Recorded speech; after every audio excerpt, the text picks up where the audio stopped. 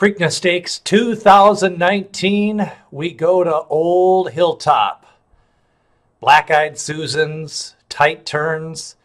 The goal of this video is not only to educate you, but we will also fit in every possible Preakness cliche in the next 5 minutes.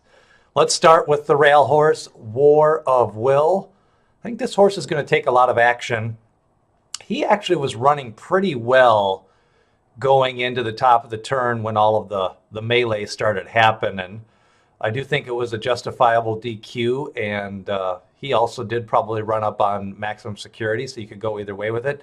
But let's take a look at how he should come out of that race. You know, his best two races were when he was on the lead coming into the stretch. And with the rail the last time, he was pushed pretty hard to get to near the front end of the field. And I think he's going to have to be pushed a little bit again because he faces a little bit more raw speed in this race. Always Mining, likes to be forwardly placed, but has shown the ability to raid a couple of times. Warrior's Charge can be on the lead. And there's a few other horses that could be very prominently placed. I think Improbable probably runs better on the front end as well. So War of Will, still a few question marks about, you know, dirt form overall long term. He does have a very turfy pedigree. You know, I think 4-1 is probably a fair price. I'm not sure you're going to get that. He might be more 7-2, but we'll see how that shakes out. Bourbon War, very live long shot here. 12-1 morning line. This horse would be the beneficiary of a strong pace. Been working consistently since not getting into the Derby field. I think he is fit. He still has a little bit of room for improve, and his best races may still be ahead of Bourbon War. Don't forget, when he's closer to the pace, run wide. So I think trip is really going to be important for Bourbon War. Definitely, if you like him, make sure to play him. Warrior's Charge, I like this horse. Very strong race. Munnings is a very underrated sire. Now, his only Grade 1 winner and true distance horse is probably I'm a Chatterbox, but Warrior's Charge just dominated those last two races at Oaklawn Park. 99 speed rating from Brisnet in his most recent race, and two races back, he beat a good field. There were some good horses in that race with potential, and he just dominated them, opened up a big lead on the turn. And if you go back, his race 3 back at a mile, his second race of the year, that was a very strange pace. A horse opened up a 10-length lead on the backstretch, kind of spread out the field. So it looks like he came out from off the pace that day, but it was just a very strangely run race. And so Warrior's Charge is going to be forwardly placed, but he doesn't need the lead. I think he could be on the lead in this race, though, if he wants to take it over Always Mining. Javier Castellano goes into the saddle. Improbable, your morning line favorite. He's lost 3 straight. He got beat on the square out by Omaha Beach. That race against Long Range Toddy doesn't look good. And if you look at it, his best 2 races was the Street Sense and the Los Angeles Futurity, and he just did not face horses that could go a route of ground in that race. The runner-ups were Mucho Gusto and Trophy Chaser. They are just not route horses. Improbable is definitely a vulnerable favorite in this spot. He does get Mike Smith. Owendale, this horse ran a huge race in the Lexington, kind of did one of those sweeping wide moves onto the turn, going into the turn, and just kind of passed 6 horses in a few strides. This horse is very live again, along with Bourbon War if the pace heats up.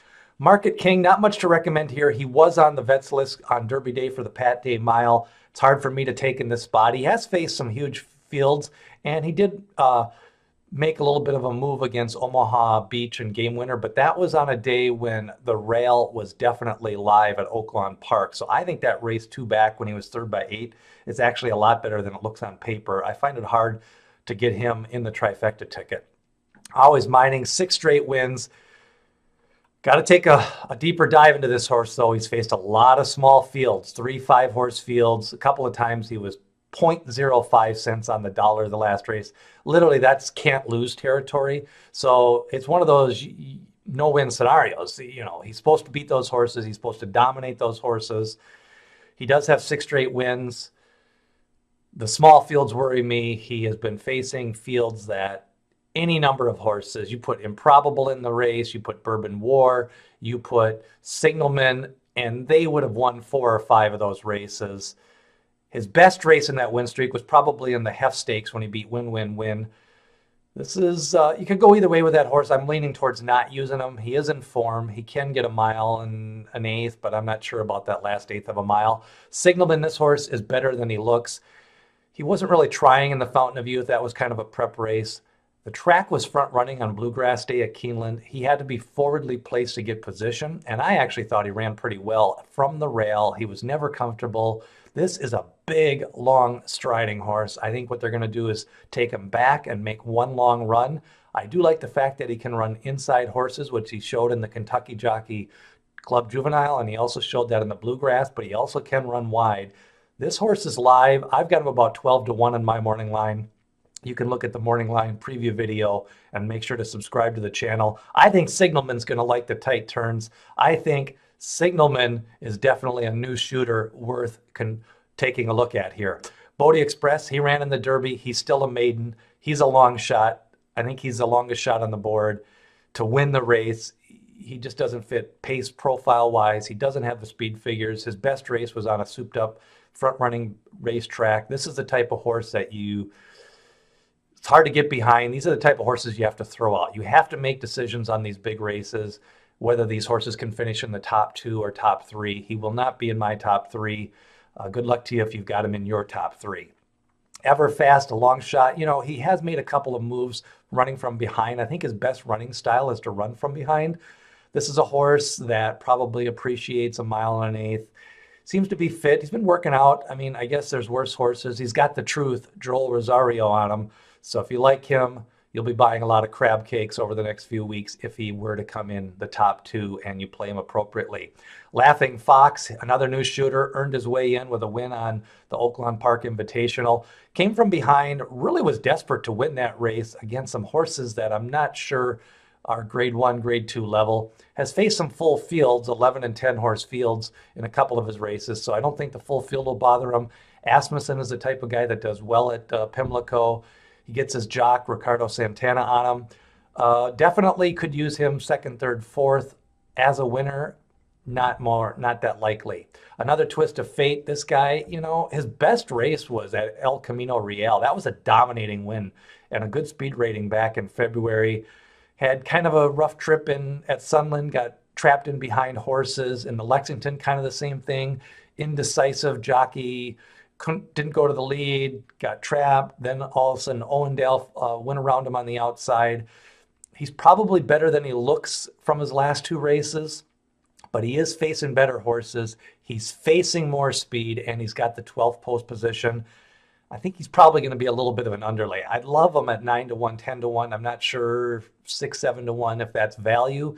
But if you do like him, he is the type of horse I think is going to go off on longer odds in the doubles. I think he's going to be longer odds in the pick 3s and pick 4s just because he's kind of one of those lukewarm choices that people won't be keying on in the multi-race exotic. So there is value in pick 3s and pick 4s with another twist of fate because he will be the clear-cut third favorite. And that's where the dividing line goes with the pick 3 probables and pick 4 probables.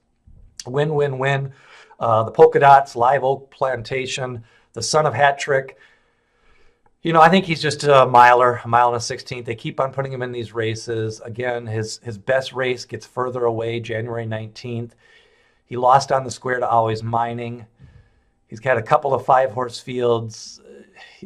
13th post position did not do him any favors. He's not really a front runner. He's not really a closer. And I'm not sure he wants a mile and a quarter or a mile and 3/16. So post position, race flow, facing other speed. There's lots of reasons why Win, Win, Win is probably not going to win this race. You could maybe use him in exactas, maybe trifectas. I'm not going to use him in exactas. I don't think he's a win-place horse. He could spice up the trifecta if you really want to dissect his bluegrass and throw out his Kentucky Derby because of the slop. That's a look at the field. I'm leaning towards Bourbon War and Warriors Charge in this spot. I'll be writing up a full preview at Derbyologist.com. Hit the subscribe button. There's also another video analyzing the Preakness morning line. Good luck on the Preakness. It is 2019, 30 years since we saw Easy Goer and Sunday Silence. Throw it down. They looked each other in the eye and they lived to tell about it. It was the best Preakness of all time, one of the best big races of all time. I'd love to see a similar ending, but we haven't had one since then. So Bourbon War and Warriors Charge are my two leans. I think Signalman has a shot. Improbable could be used, but I think he's either first or second, or he's nowhere. Not sure he's really peaking in this spot. I think Win-Win-Win is kind of a toss, and Another Twist of Fate. Another one you can kind of use in the mix, but probably use him on less tickets. That's a look at your Preakness Stakes 2019.